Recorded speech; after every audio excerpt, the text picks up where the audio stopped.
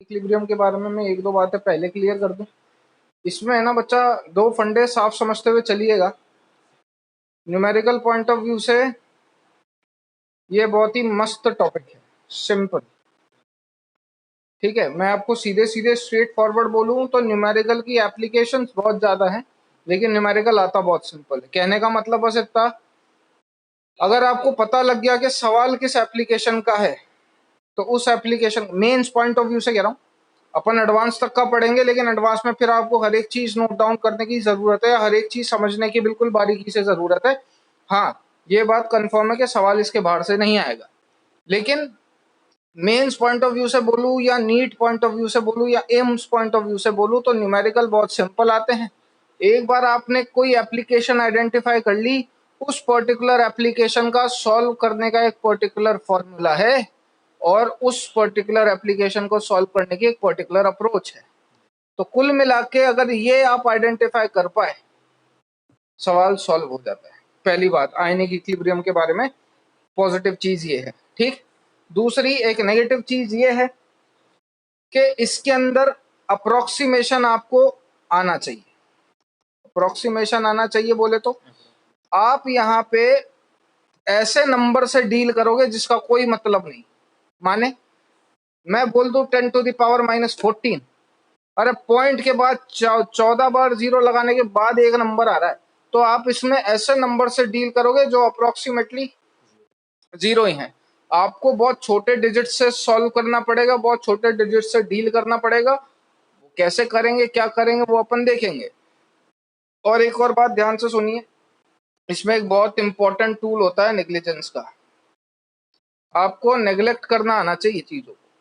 Suppose मैं आपको बोलूं 10⁻⁻5 और 10⁻⁻7 को ऐड कर दो, आप में से कई महानुभाव होंगे जो कर देंगे, लेकिन आपको ये आना चाहिए कि मैं 10⁻⁻5 को 10⁻⁻7 को 10⁻⁻5 के रेस्पेक्ट में नेग्लेक्ट मान लूं तो मेरा आंसर यही हो जाएगा। ये आपको आना चाहिए। तो इन छोटी छोटी टिप्स एंड ट्रिक्स से आयनिक इक्विलिब्रियम के सवाल सॉल्व होते हैं। बहुत बढ़िया चैप्टर, बिल्कुल बेस से स्टार्ट करेंगे और उस बेस को हाथों हाथ समझते चलिएगा, क्योंकि फीड आना चालू हो गई, एक बार मजा आना चालू हो गया तो एक दूसरे के साथ लिंक कर पाओगे। जहां लिंक टूट जाएगा, बिल्कुल ऑर्गेनिक जैसा हाल होता है इसका। जहां आपने टॉपिक छोड़ दिया वहां फिर पढ़ने की कोशिश ही मत करना, भूल जाना। ठीक है, चलो। हर एक एप्लीकेशन के बाद मैं आपको बताऊंगा चीज याद रखने वाली क्या है। ठीक है, उतना ध्यान रख लेना, डेरिवेशन आपसे कोई नहीं पूछेगा। आयनिक इक्विलिब्रियम नाउ, सबसे पहले केमिकल इक्विलिब्रियम और आयनिक इक्विलिब्रियम में बेसिक डिफरेंस क्या होता है। केमिकल इक्विलिब्रियम में आप मॉलिक्यूल में बात करते थे, PCl5 टूटता है PCl3 प्लस PCl5 टूटता है PCl3 प्लस Cl2 में, तो ये क्या है, मॉलिक्यूल मॉलिक्यूल में टूट रहा है। आयनिक इक्विलिब्रियम में आप आयंस के टर्म में बात करोगे। किसके आयंस के, मॉलिक्यूल के आयन के। मतलब जो मॉलिक्यूल लोगे उसी मॉलिक्यूल के आयंस के बीच में जो इक्विलिब्रियम एस्टैब्लिश होगा उसे आप आयनिक इक्विलिब्रियम बोलते हो। केमिकल इक्विलिब्रियम में आप मॉलिक्यूल के टर्म में बात करते थे, यहाँ पे जो इक्विलिब्रियम एस्टैब्लिश होता है वो किसके बीच में एस्टैब्लिश होता है, between molecule and it's ions. पहले बेसिक इंट्रो दे रहा हूँ, लिख लेंगे एक साथ। आगे अपन बात करें तो आपने केमिकल इक्विलिब्रियम में दो इक्विलिब्रियम कांस्टेंट पढ़े थे, Kp और Kc। यहाँ पे आप सिर्फ Kc के टर्म्स में बात करोगे, Kp के टर्म्स में नहीं। कोई काम नहीं है इसका। क्यों, क्योंकि बेटा पहले ही बोल चुका हूं, अपन यहाँ पे किससे डील कर रहे हैं, आयन से। और आयंस का कोई पार्शियल प्रेशर नहीं होता, उनकी सिर्फ क्या होती है, कॉन्सेंट्रेशन। इसलिए यहाँ पे Kc काम का है, Kp कोई काम का नहीं है। इतनी बात क्लियर है। हो सकता है मैं थोड़ा तेज बोल रहा हूं, तो जिसको कहीं कोई शक हो पूछ लीजिएगा। आगे इलेक्ट्रोलाइट के टर्म में बोलूं भैया, तो दो तरीके के इलेक्ट्रोलाइट होते हैं, एक होता है स्ट्रॉन्ग और एक होता है वीक। आप जो बात करोगे वो वीक इलेक्ट्रोलाइट के टर्म में करोगे। स्ट्रॉन्ग इलेक्ट्रोलाइट के टर्म में भी अपन बात करते हैं, लेकिन उसको वीक के साथ मिला जुला के बात की जाती है। अब वो कैसे की जाती है, क्या केसेस बनते हैं, वो आगे देखेंगे। स्ट्रॉन्ग के टर्म में क्यों बात नहीं करते, बात करने लायक है ही नहीं आदमी। क्यों, HCl है, HCl स्ट्रॉन्ग एसिड है, टूट गया H plus plus Cl minus में, 100% टूट गया। 1 मोलर इसका लिया था, टूटने के बाद H प्लस के भी 1 मोलर, Cl माइनस के भी 1 मोलर। क्या बिगाड़ लिया इसका? क्या स्टडी कर लोगे इसके बारे में? कुछ नहीं, सब कुछ पता ही। 5 मोलर लोगे, जितने H प्लस लोगे उतने ही Cl माइनस होंगे। कितने होंगे ये दोनों? जितने आपने कॉन्सेंट्रेशन ली HCl की।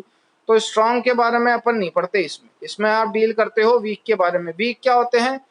जो 5 to 10% डिसोसिएट हो, बस।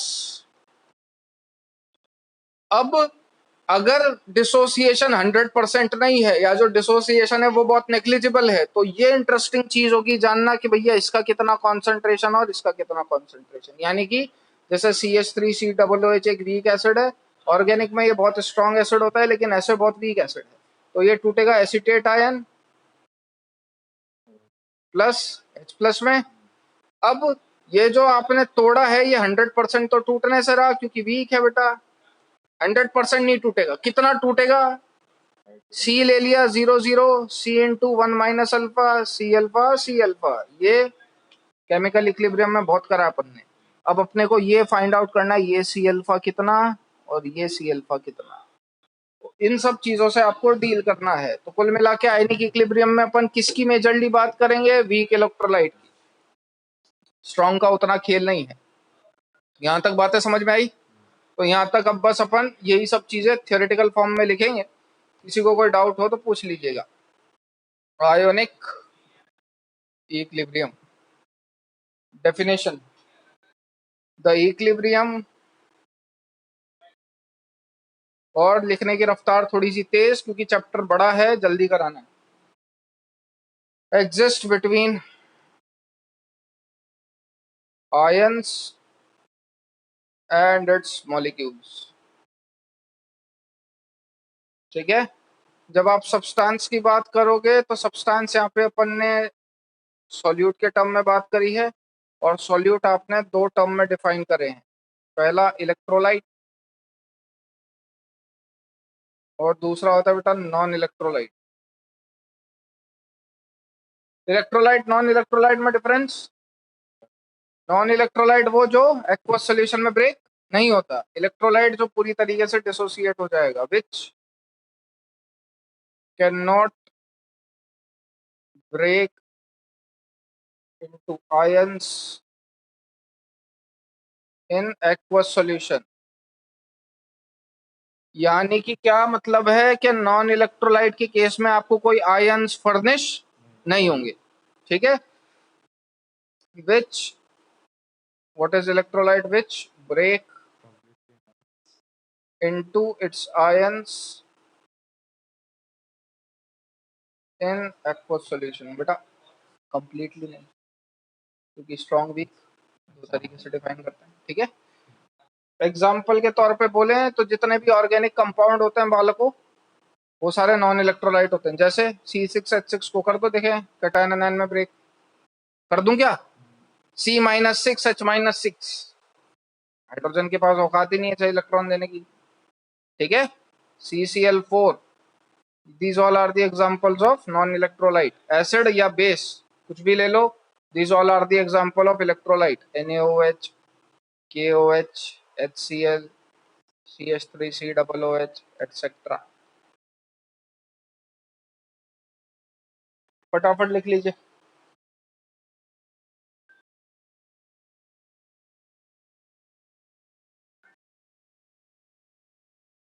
अच्छा, ये इलेक्ट्रोलाइट नॉन इलेक्ट्रोलाइट किस में ब्रेक करते हो?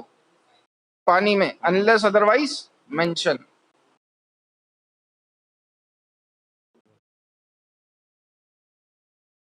डन बेटा सबका।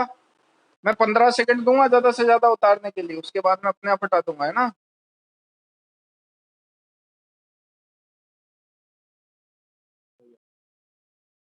चल आगे।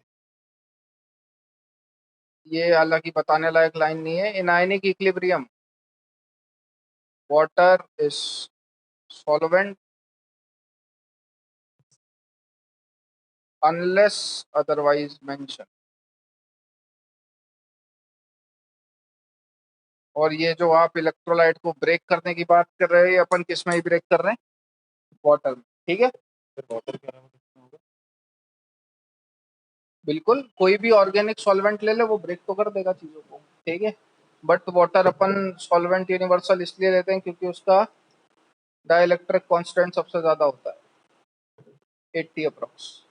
लेकिन हालांकि बहुत बार बोल चुका हूँ H2O2 का डाइलेक्ट्रिक कांस्टेंट वाटर से ज्यादा होता है, लेकिन H2O2 यूनिवर्सल सॉल्वेंट नहीं है क्योंकि वो फर्दर डिकम्पोज हो जाता है H2O, ठीक है। और दो चार और रीजन होते हैं, पोलर सॉल्वेंट होता है इस वजह से भी। खैर अपन उतनी डिटेल में नहीं जा रहे, काफी बार पढ़ चुके हैं, ठीक है भाई। आगे बात करेंगे इलेक्ट्रोलाइट की। तो इलेक्ट्रोलाइट कितने प्रकार के होते हैं? दो। एक होता है कौन? स्ट्रॉन्ग। और एक होता है वीक, ठीक है। स्ट्रॉन्ग क्या होता है? विच शिट, 1 मिनट रुक जाना यार, 1 मिनट रुक जाना, सॉरी, बहुत बड़ी गलती। ठीक, अभी हालांकि सर इंट्रो चल रहा है, वो जानते हैं, है ना। So which breaks into ions completely, जिसका डिग्री ऑफ डिसोसिएशन 1 होता है, मतलब बेटा वो 100% ब्रेक हो जाएगा, उसे अपन बोलते हैं स्ट्रॉन्ग इलेक्ट्रोलाइट। 2 मिनट का होल्ड ले रहा हूं मैं।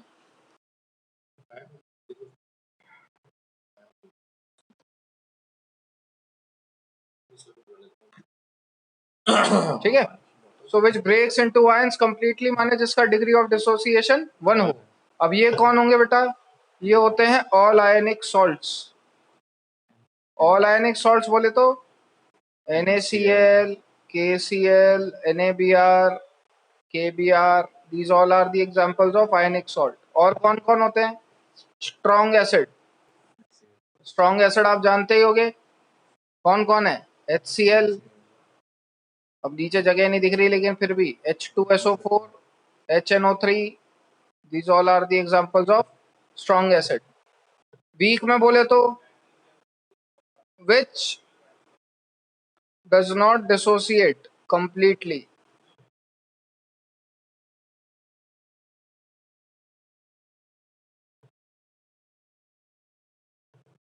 in aqueous solution। बेटा इसमें कौन कौन आएंगे? इसमें आ जाते हैं वीक एसिड। वीक एसिड में कौन कौन आता है बच्चा लोग? CH3COOH, acetic acid, formic acid, these all are the examples of weak acid। लिख लीजिए, वीक बेस NH4OH, ठीक है। स्ट्रॉन्ग बेस के एग्जांपल अपने आप लिख लीजिएगा, NaOH, KOH, वो सब आप जानते हो, वो भी स्ट्रॉन्ग इलेक्ट्रोलाइट के केस में ही आएगा।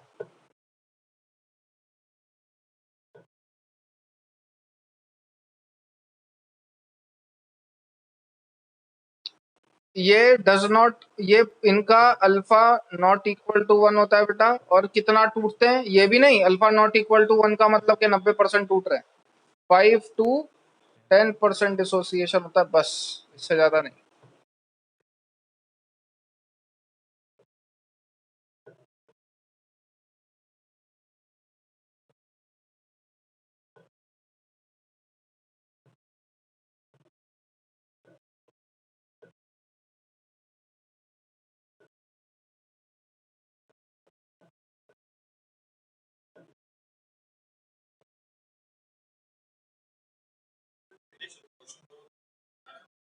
डन,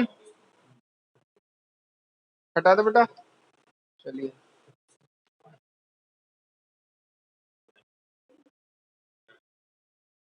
हटा रहा हूं मैं, ये है ना। नेक्स्ट, अर्हीनियस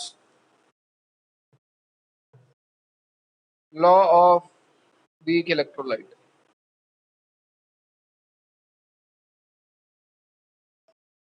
देखो बेटा, अंग्रेजी में बाद में लिखेंगे, पहले हिंदी में समझो।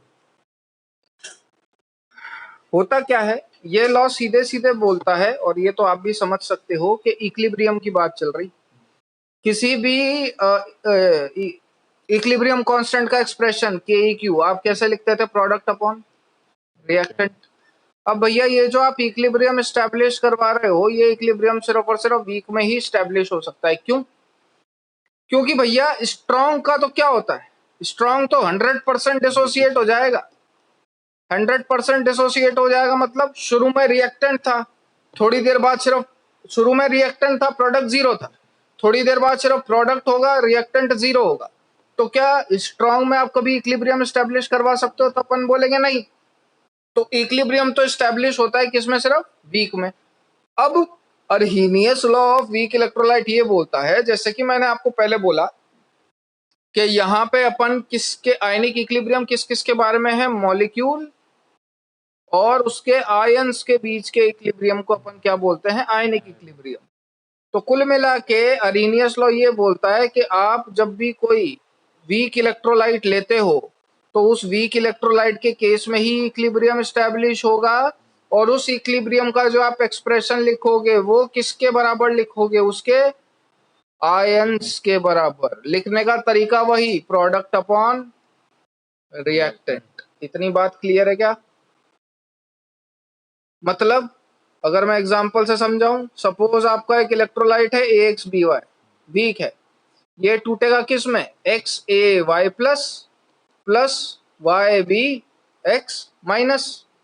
तो इसका जो इक्विलिब्रियम कांस्टेंट का एक्सप्रेशन है वो क्या लिखोगे, A of Y plus raise to the power X into B of X minus raise to the power Y। ये तो समझते हो, स्टोइचोमेट्रिक कोफिशिएंट पावर में चढ़ जाता है। यहां तक कोई डाउट हो तो पूछ लीजिए, नहीं तो स्टेटमेंट लिखिए, अर्हीनियस law of weak electrolyte.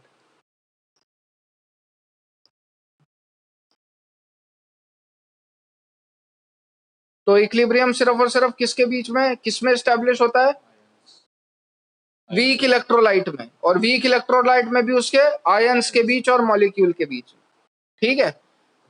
Actual में होता क्या है बेटा, वीक इलेक्ट्रोलाइट का जैसे आप देख चुके हो कि डिग्री ऑफ डिसोसिएशन नेग्लिजिबल होता है, 5 से 10% ही टूटता है। तो एक्चुअल में सीन क्या होता है वीक इलेक्ट्रोलाइट में, गौर से सुनिएगा। एक्चुअल में वीक इलेक्ट्रोलाइट आप क्या करते हो, आप पानी के अंदर वीक इलेक्ट्रोलाइट डालते हो, पानी के अंदर वीक इलेक्ट्रोलाइट डालने से उसकी टूटने की टेंडेंसी बढ़ेगी कि घटेगी, आयंस में टूटने की टेंडेंसी। बेटा NaCl है, NaCl अट्रैक्शन होता है इसके बीच में, जैसे ही आप इसको पानी में डालते हो क्या होता है, इसके साथ घुल जाता है। मतलब पानी में घुलने पे कोई भी चीज अपने आयंस में ब्रेक कर जाती है।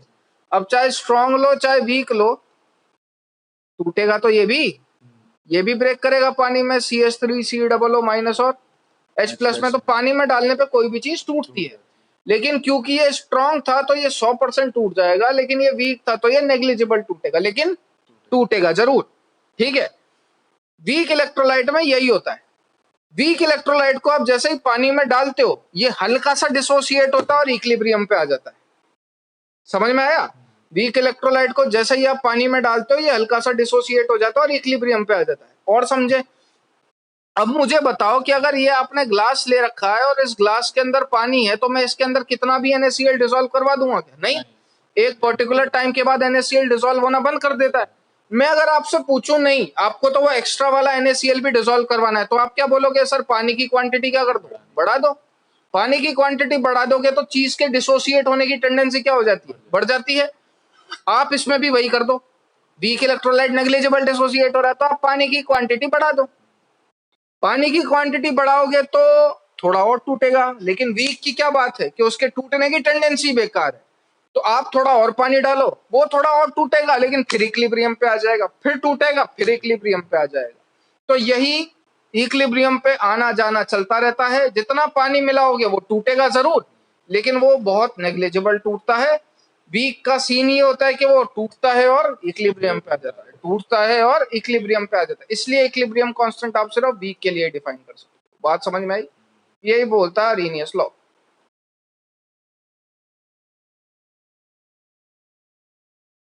स्टेटमेंट लिखिए जो बोल रहा हूं मैं वो। It states that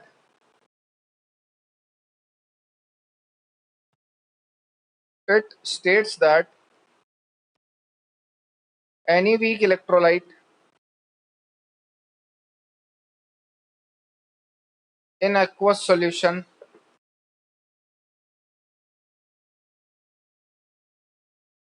in aqueous medium लिख लेते हैं, in aqueous medium dissociates partially into its ions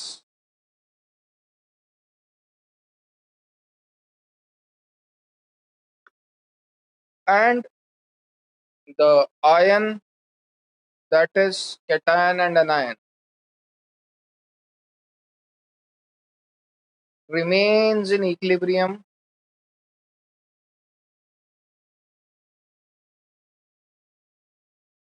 with its molecular form of electrolyte.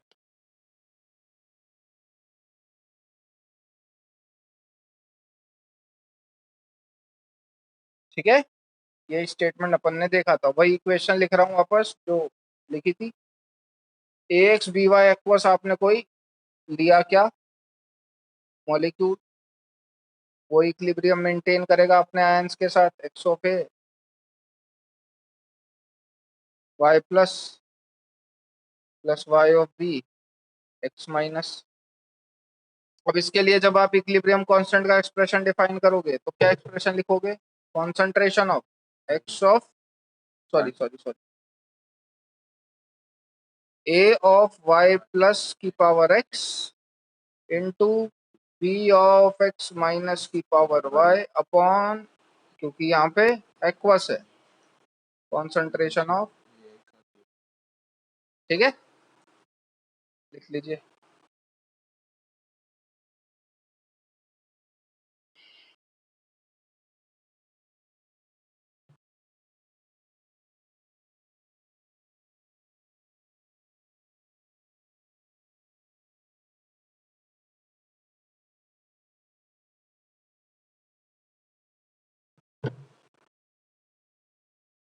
Done बेटा, सबका हो गया।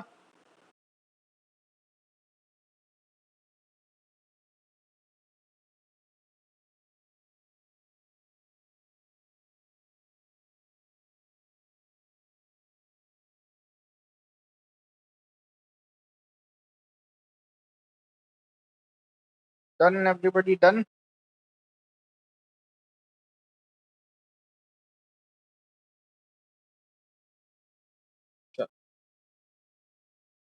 हाँ आगे बढ़ते हैं। Arrhenius theory of acid and bases जानते होगे तो।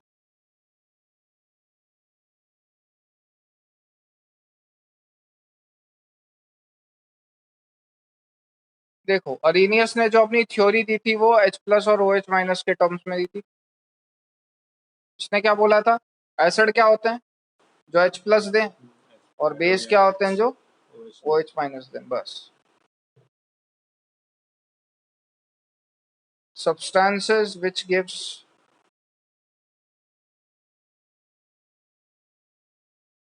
H plus ions, example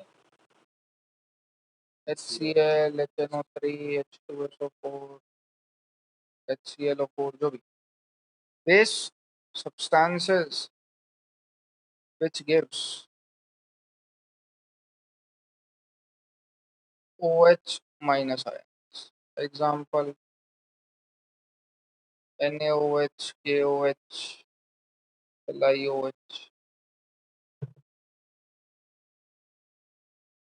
अगले लिखिएगा Bronsted.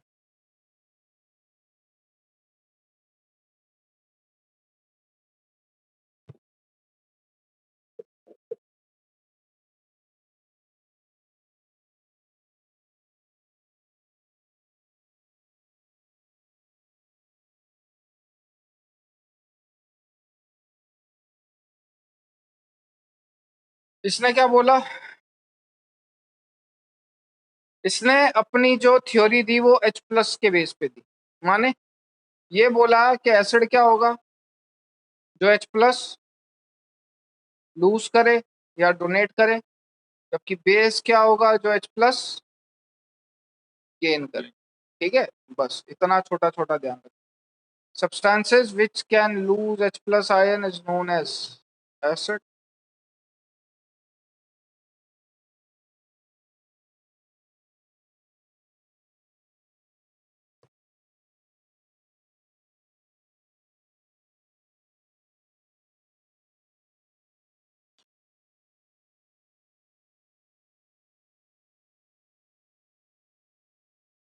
Base substances which can gain H plus ion.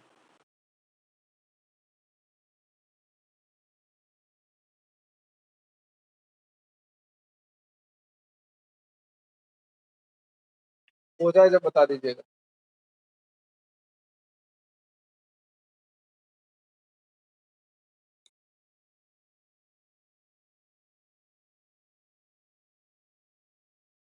Example repeat आप लिख सकते हो, है ना। CH3 C OH वीक है तो क्या है, एसिड तो है। HCl वही। इसके अंदर क्या लिखोगे? नहीं बेटा, गेन गेन गेन मतलब इसने H प्लस के बेसिस पे दी थी तो अपन बात की उसी बेसिस, जैसे NH3 H प्लस गेन करके NH4 प्लस बना देगा, ठीक है।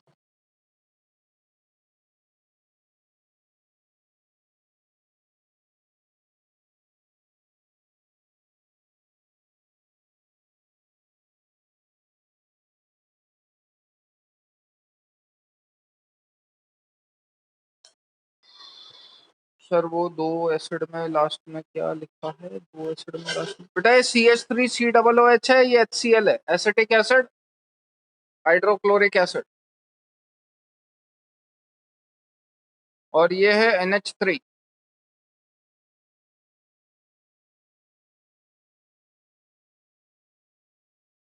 which can gain H plus ion, which can gain H plus ion, known as Ka को मैं मतलब known as को मैं Ka लिखता हूँ।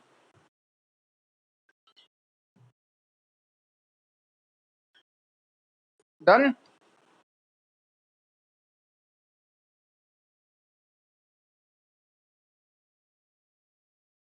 चलिए नेक्स्ट ल्यूइस। अब इसने जो अपनी थ्योरी दी थी वो लोन पेयर ऑफ इलेक्ट्रॉन के बेस पे दी थी। अब याद रखना आसान है, हाइड्रोजन पे पॉजिटिव चार्ज होता है, इलेक्ट्रॉन पे नेगेटिव। तो बेटा एसिड में उल्टे काम कर देना, ये पॉजिटिव है ये नेगेटिव। एसिड क्या करता है, H प्लस डोनेट करता है। अगर वो पॉजिटिव दे रहा है तो नेगेटिव क्या करेगा, लेगा। तो एसिड H प्लस डोनेट करता है लेकिन lone pair of electron accept, जबकि बेस H प्लस गेन करता है तो वो lone pair of electron donate करेगा, ठीक है, साफ शुद्ध भाषा में। मैं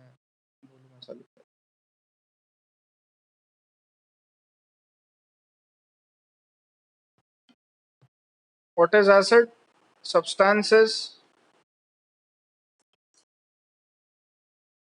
क्या करेंगे, loan pair of electron gain, which can gain loan pair of electron, क्योंकि ये H प्लस लूज करता है। बेस सब्सटेंस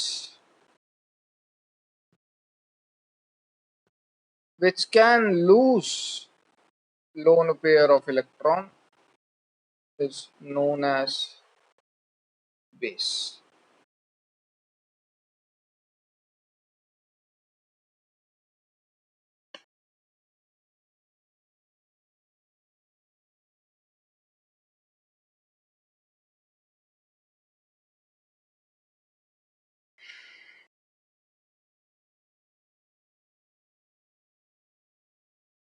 बेटा अगर इसके एग्जाम्पल समझने हो तो किस तरीके से समझोगे, देखो क्या कर रहा है, गेन कर रहा है लोन पेयर ऑफ इलेक्ट्रॉन, अब लेने के लिए जगह होनी चाहिए पहली बात, और ये क्या कर रहा है, लूज कर रहा है लोन पेयर ऑफ इलेक्ट्रॉन, तो देने की औकात होनी चाहिए।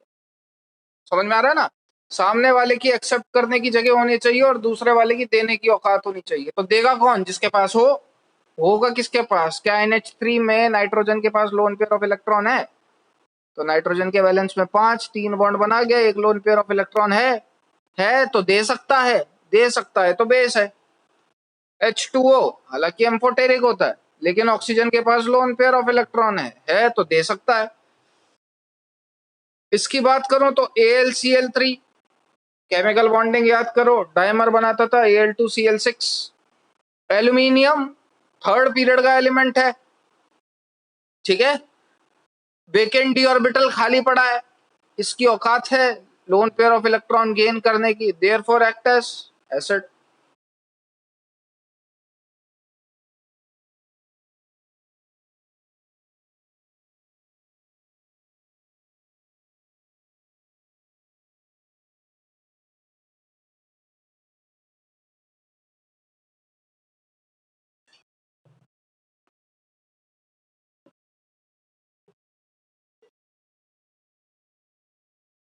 ठीक है,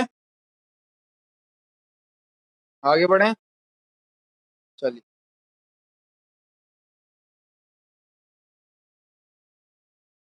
नेक्स्ट, वीक एसिड्स।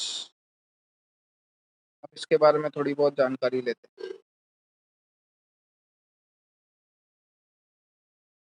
देखो बेटा, सपोज आपके पास एच नाम का एक वीक एसिड था, अनलेस अदरवाइज मेंशन, उसको काय में डिसॉल्व करवाओगे, वाटर। तो अब ये क्या है, एसिड है, तो ये किसकी तरह एक्ट करेगा, बेस की तरह। ये एसिड है तो ये किसकी तरह एक्ट करेगा, बेस की तरह। अब एसिड का काम क्या होता है, H+, तो ये क्या करेगा, H+ एक्सेप्ट करेगा, कन्वर्ट होगा किसमें, H3O+, साथ पे क्या बचेगा, A-। ध्यान से सुनिएगा। अब अगर जब इसका इक्विलिब्रियम का एक्सप्रेशन लिखोगे तो क्या लिखोगे, कॉन्सेंट्रेशन ऑफ H3O+, सब एक्वस में है बेटा, एक्वस एक्वस,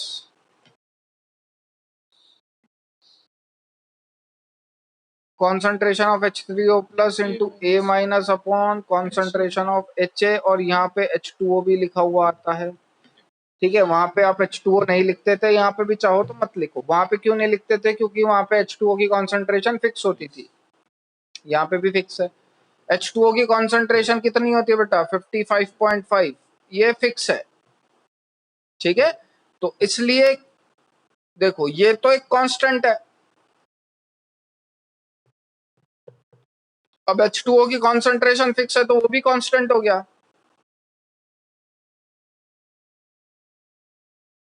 तो this constant multiply by this constant will give me another constant, जिसको आप के ए के नाम से जानते हो। What is K A, it is acid dissociation constant. कहां से नाम पड़ा, एसिड डिसोसिएशन कांस्टेंट, तो ऊपर ध्यान दीजिए, लिया क्या था, एच ही तो था। डिसोसिएट कौन हो रहा है, एच ही तो हो रहा है, वही तो टूटा H+ और A-। वाटर ने H+ किसका लिया, एच का ही तो लिया, तो वही तो टूटा। तो इसे बोलते हैं एसिड डिसोसिएशन कांस्टेंट। कैसे आया, ये तो पहले से ही कांस्टेंट था, वाटर की कॉन्सेंट्रेशन भी पहले से ही कांस्टेंट है, तो constant multiply by constant will give me another constant, जिसको आप बोलोगे H3O+ into A- upon HA। अब बेटा ये जो H3O+ है, it is equivalent to H+, समझ रहे हो ना, क्योंकि जब आप HA का एक्सप्रेशन लिखते हैं तो क्या लिखते हैं, H++ A- में टूटा, इसका एक्सप्रेशन लिखोगे तो क्या लिखोगे, concentration of H+ into A- upon HA। क्या, हाँ आप चेक कर लीजिए, concentration of H+ into A- upon HA। अब इसको जब इस इक्वेशन से कंपेयर करोगे तो H+ की जगह कौन आ रहा है, H3O+ ही। तो H+ को H3O+ के इक्विवेलेंट ही ट्रीट करके चलिएगा।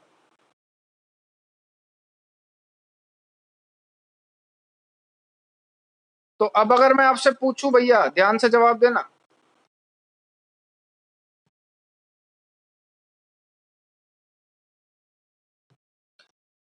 अगर कॉन्सेंट्रेशन ऑफ H3O+ बढ़ाओगे तो K क्या होगा,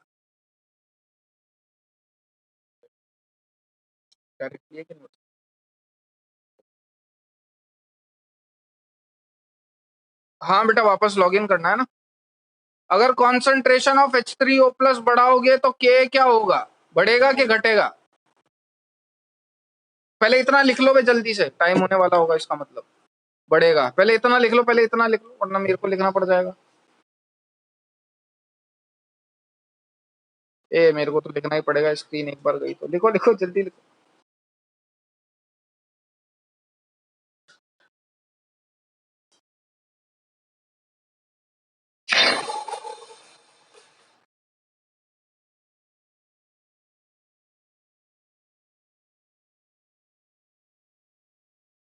डन। ये लिख बेटा 55.5 होती है। अरे तू तो कितना ही लिख तेरा तो मैं कंप्लीट कर पाता।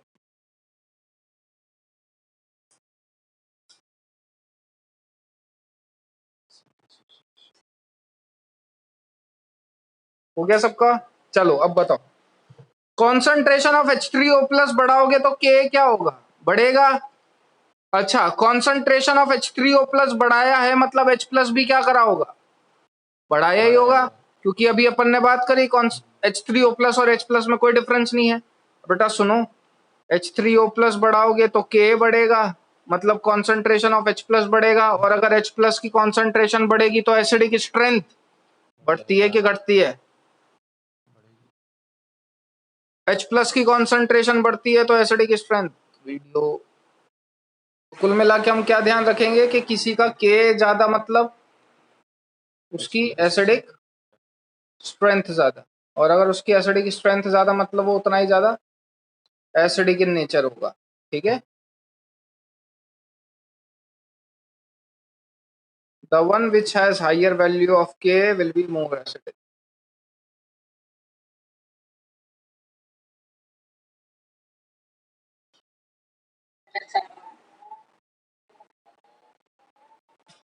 प्रणय जी ऑडियो ऑफ करिए आपका।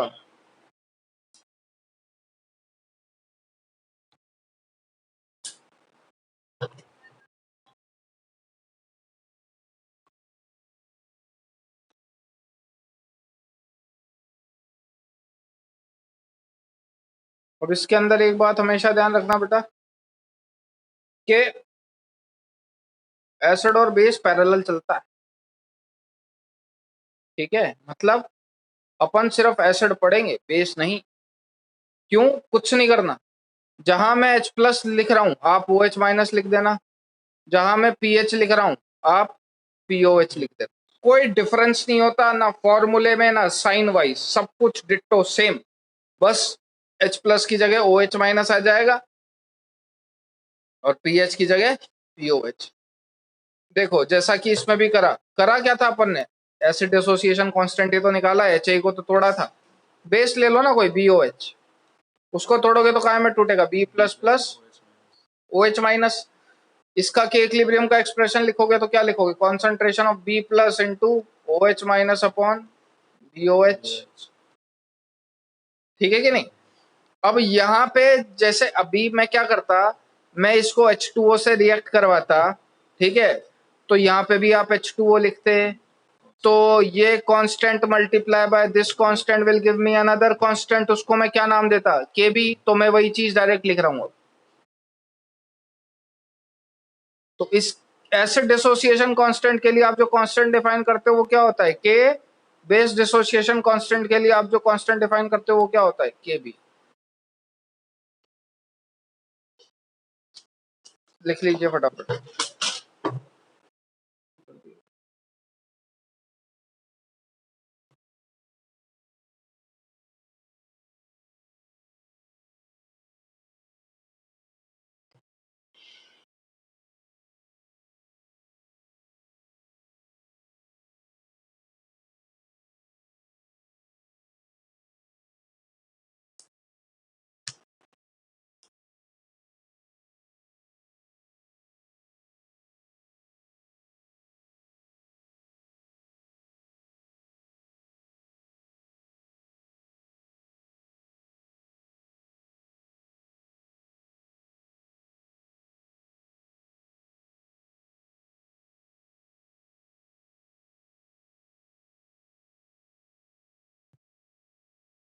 डन।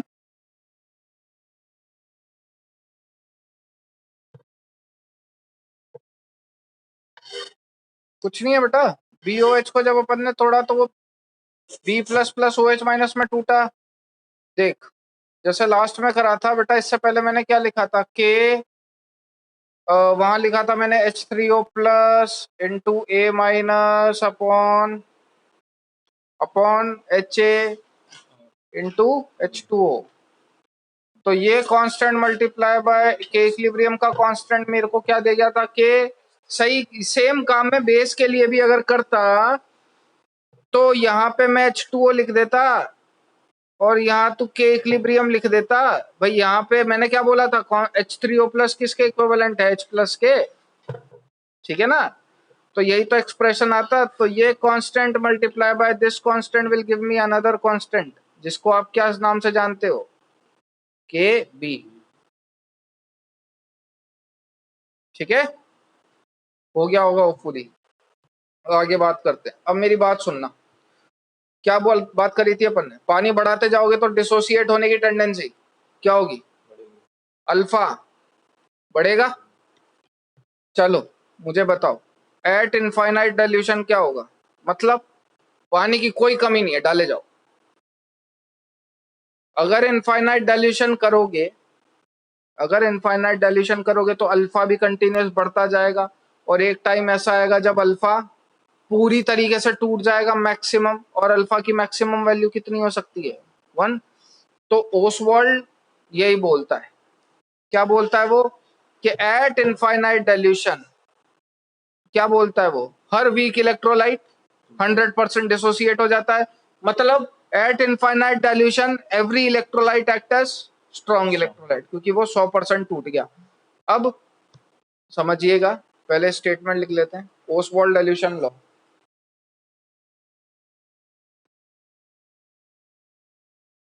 और यही आज का अंतिम टॉपिक है। क्या बोलता है वो, it states that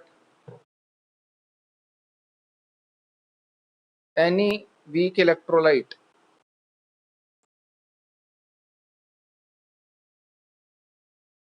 remains 100% dissociated at infinite dilution। कहने का मतलब मेरा क्या है, आप एक वीक एसिड कंसिडर करिए,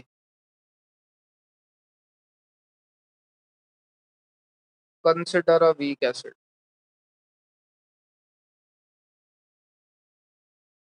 ठीक है।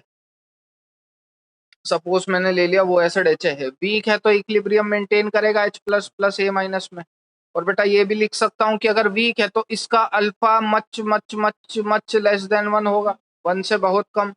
तो ये तो काम जीवन में बहुत करे हैं, C0 0 C × 1 - alpha C alpha. के इक्विलिब्रियम का एक्सप्रेशन अगर अपन लिखेंगे तो क्या लिखोगे, C अल्फा × C अल्फा/C1 - अल्फा। के इक्विलिब्रियम की जगह क्या लिख दूं, के लिख दूं, क्योंकि लिया क्या है, एसिड लिया है। तो एसिड के लिए जो इक्विलिब्रियम कांस्टेंट डिफाइन करते हो वो क्या होता है, के। तो बेटा जब इसको सॉल्व करोगे तो क्या आएगा, C² अल्फा² / C1 - अल्फा। C से ये C उड़ा दूं। अब देखो, since alpha is way much less than 1, तो क्या मैं 1 के रिस्पेक्ट में अल्फा को नेग्लेक्ट कर सकता हूं कि नहीं। मैंने पहले ही बोला था, negligence is an art, neglect करना सीखिए। तो के बराबर ऐसे करते हैं, ढंग से लिखते हैं, since alpha is much much much less than 1, therefore 1 - alpha is approximately equal to 1। तो के का एक्सप्रेशन क्या बन जाएगा, C अल्फा²। तो अल्फा किसके बराबर हो जाएगा बेटा, √K/C के। तो क्या यहां से मैं अल्फा निकाल सकता हूं, निकाल सकता हूं। आप यहां से अल्फा निकालो, कॉन्सेंट्रेशन आपको पता होगी, उस कॉन्सेंट्रेशन को अल्फा से मल्टीप्लाई कर दो, H प्लस की कॉन्सेंट्रेशन पता चल गई, A माइनस की कॉन्सेंट्रेशन पता चल गई इक्विलिब्रियम पे, ठीक है। तो ये बहुत ही बेहतरीन और बहुत इंपॉर्टेंट फॉर्मूला है, पूरे आयनिक इक्विलिब्रियम में बहुत जगह एनकाउंटर आएगा। Alpha equal to √K/C। अभी तक मैंने सिर्फ एक फॉर्मूला बोला है आपको ध्यान में रखने के लिए, अल्फा इक्वल टू √K/C, और इसको मुंह जबानी रटे रहना।